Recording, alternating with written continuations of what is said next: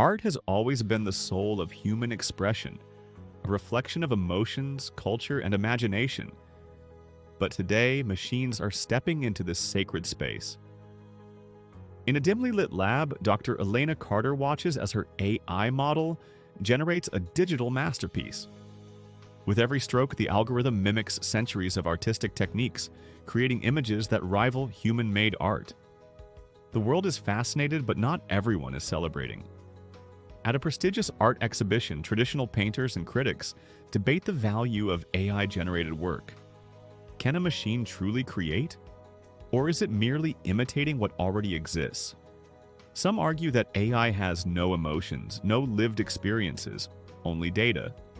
Others see it as a revolutionary tool, unlocking possibilities never before imagined. The controversy explodes when an AI-generated painting sells for millions at an auction. Social media erupts. Some hail AI as the future of creativity, while others call it an insult to human artists who spend years perfecting their craft.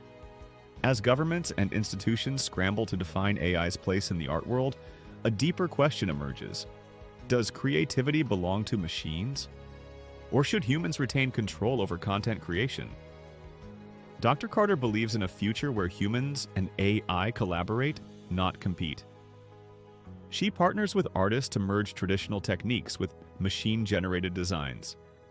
Some embrace this new era, while others resist, fearing the loss of artistic identity. But in the midst of all the debates, one truth remains. We, as human beings, are above all, below our Creator, God. As we stand at the crossroads of technology and creativity, the question remains, should AI ever replace human artistry? Or will it forever be a tool in the hands of its creators? Share your thoughts in the comments below, and if you found this discussion thought-provoking, don't forget to like, share, and subscribe for more. Thanks for watching.